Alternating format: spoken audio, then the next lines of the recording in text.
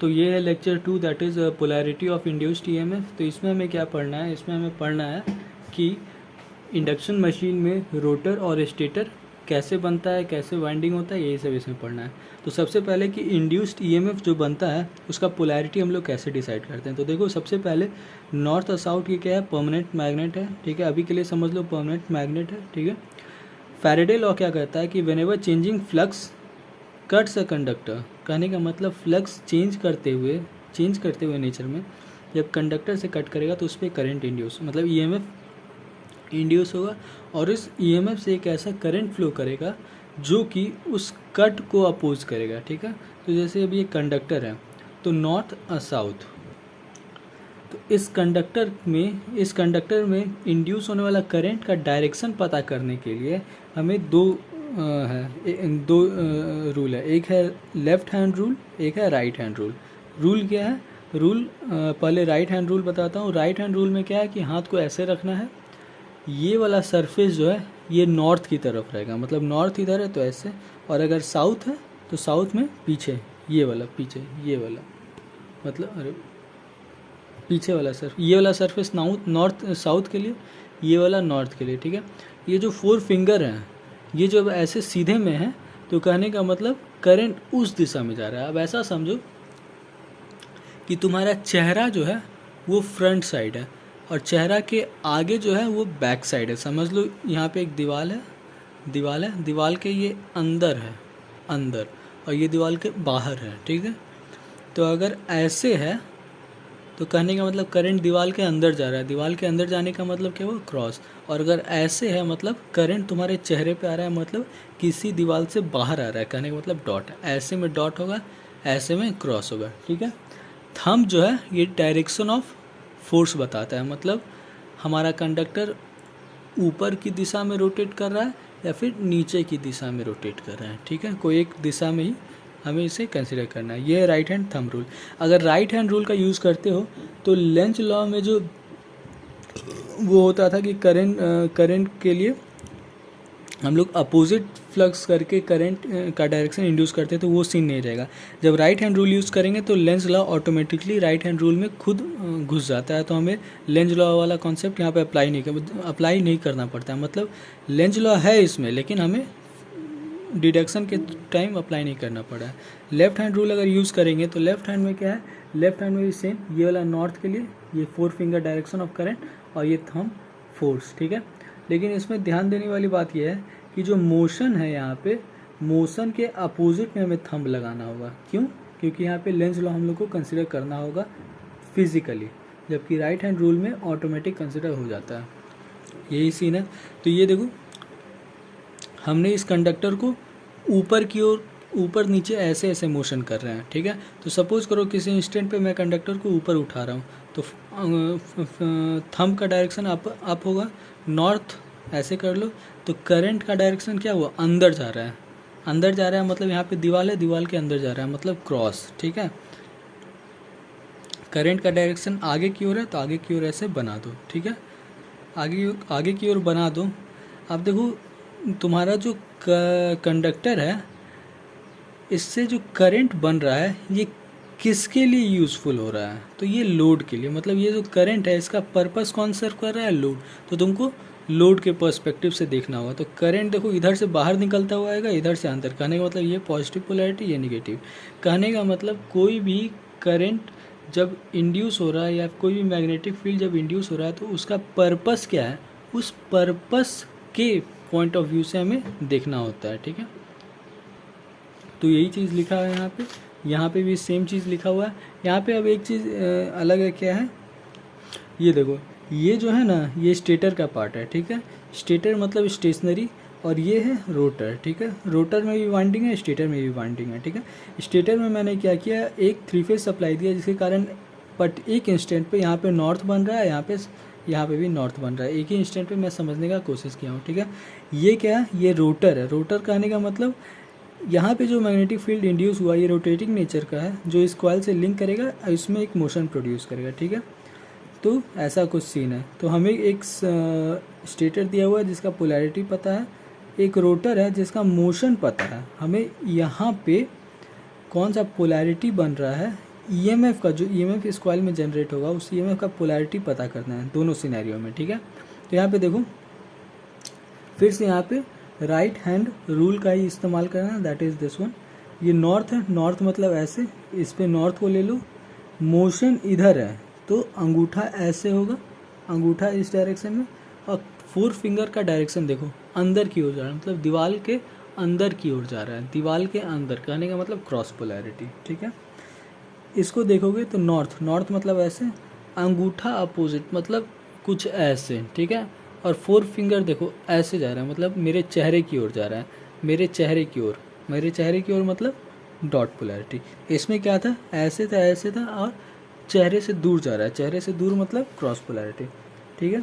यही चीज़ एक्सप्लेन किया हुआ है। अब ये वाला सिचुएशन देखो, इसमें क्या है कि हमने पोल्स को मतलब नॉर्थ साउथ फील्ड को हमने रोटर पे रख दिया है और स्टेटर पे हमने वाइंडिंग करके छोड़ दिया है, ठीक है। मतलब हम सप्लाई जो है रोटर को देंगे दोनों सिनेरियो में, ठीक है। मतलब देखो रोटर में फील्ड है और उसको हम मोशन करा रहे हैं, ठीक है। तो इस सिनेरियो में क्या होगा, ये जो राइट हैंड रूल था इसमें क्या था, हम फ्लक्स इस पे अचीव करते थे। अब रोटर ही मूव कर रहा है तो तुम फ्लक्स किस इंस्टेंट पे क्या करोगे, कुछ समझ में नहीं आएगा।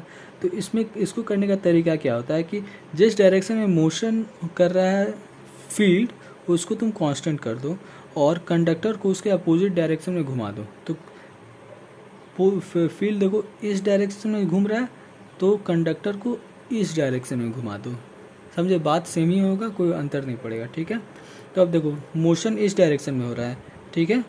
नॉर्थ, नॉर्थ इधर ले लो तो ऐसे हो गया, मतलब नॉर्थ मेरे इस पे आ रहा है, कंडक्टर का मोशन थंब, तो फोर फिंगर का डायरेक्शन करंट मतलब चेहरा से दूर जा रहा है, दीवार के अंदर जा रहा है मतलब क्रॉस। सिमिलरली इसका देखो नॉर्थ, ये नॉर्थ है और ये ऐसे है तो कंडक्टर इसको कांस्टेंट करके कंडक्टर को हम ऐसे घुमा देंगे, मतलब कुछ ऐसा सीन हो गया, नॉर्थ अंदर लिए, थंब हुआ फोर्स ऑफ कंडक्टर, और ये मेरे चेहरे की ओर मतलब आउट टर्मिनल, ठीक है। तो ऐसे इसका टर्मिनल डिसाइड होगा, ठीक, मतलब पोलैरिटी डिसाइड होगा। ये कौन चीज़ का पोलैरिटी है, तो देखो स्टेटर पे जो वाइंडिंग किया है उस वाइंडिंग का पोलैरिटी ये होगा, डॉट पोलैरिटी बनेगा। अब ये जो वाइंडिंग है ये इंटरनली कनेक्टेड होता है, समझ लो एक तार का एक एंड ये है, एक एंड ये है, यहाँ से करंट घुसेगा, यहाँ से करंट निकलेगा, नहीं डॉट मतलब होता है बाहर निकलना, यहाँ से करंट बाहर निकलेगा। देखो ये करंट कहाँ से बाहर निकलेगा कहाँ से अंदर निकलेगा ये डिपेंड करता है आइडियल कंडीशन। जैसे एक जनरेटर से आइडियली करंट डॉट से बाहर निकलता है, एक ट्रांसफार्मर के लिए डॉट से करंट बाहर निकलता है, एक मोटर के लिए डॉट से करंट इंटर करता है, मतलब आइडियल कंडीशन अलग होता है डिपेंडिंग ऑन द पर्पस क्या है। ट्रांसफार्मर एज अ सोर्स देखा जाता है, रोटर एज अ लोड देखा जाता है, तो अलग अलग सिनेरियो होता है, ठीक है। तो ठीक है, ये समझ गए कि अगर जहाँ पे भी फील्ड अगर रोटेट कर रहा है तो फील्ड को कांस्टेंट कर देना है और कंडक्टर को अपोजिट डायरेक्शन में रोटेट करा के राइट हैंड थंब रूल लगा लेना है, ठीक है। वही चीज़ यहाँ पे लिखा हुआ है। अब ये देखो ये दो फिगर है जिसमें है क्या, जिसमें एक फिगर में हमने फील्ड को रोटर पे रखा है, कंडक्टर को स्टेटर पे रखा है, ठीक है। दूसरे में क्या है, हमने फील्ड को स्टेटर पे रखा है और कंडक्टर को रोटर बना दिया है, ठीक है।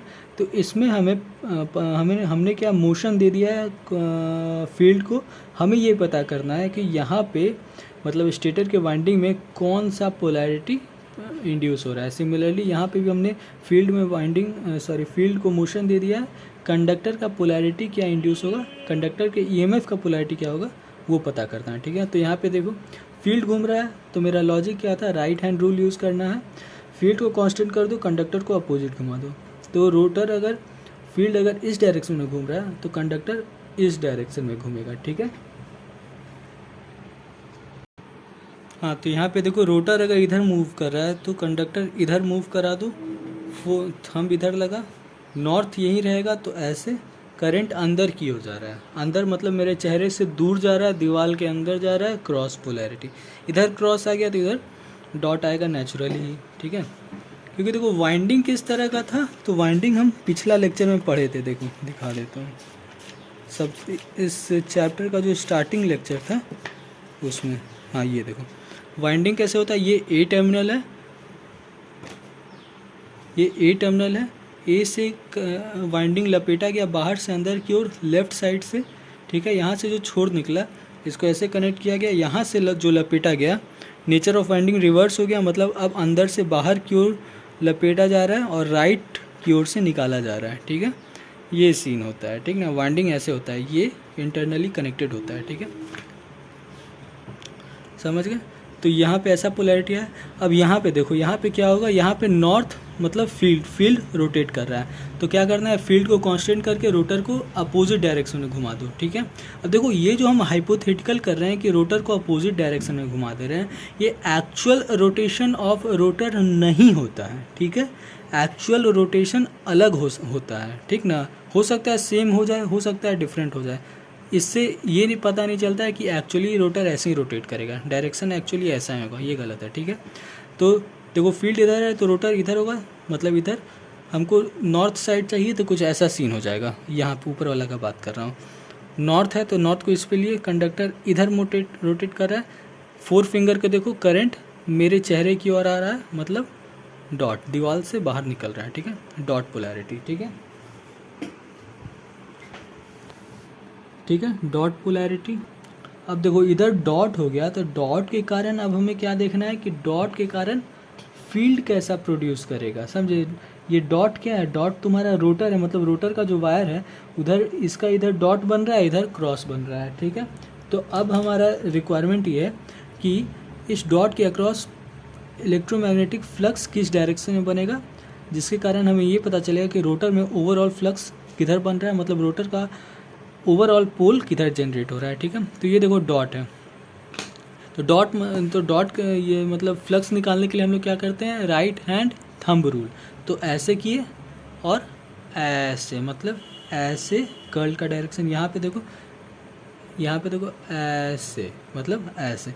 तो कहने का मतलब ओवरऑल यहाँ देखो, यहाँ से फ्लक्स एंटर करेगा, अंदर ऐसे ट्रेवल करेगा और यहाँ पे एग्जिट करेगा। अब देखो रोटर ने जो फ्लक्स जनरेट किया वो किसके लिए किया, वो स्टेटर के लिए किया, ठीक ना। तो रोटर का जो फ्लक्स होगा वो तुम रोटर के बाहर आके देखोगे, मतलब तुम बाहर कहीं पे हो, मान लो तुम यहाँ पे तुम स्टेटर पे खड़े हो, ठीक है, यहाँ पे ऐसे खड़े हो और यहाँ से तुम देख रहे हो कि फ्लक्स कहाँ से बाहर आ रहा है। तो देखो फ्लक्स यहाँ से बाहर आ रहा है रोटर के बाहर, ठीक है। तो ये तुम्हारा नॉर्थ बन गया, ये साउथ बन गया, ठीक है।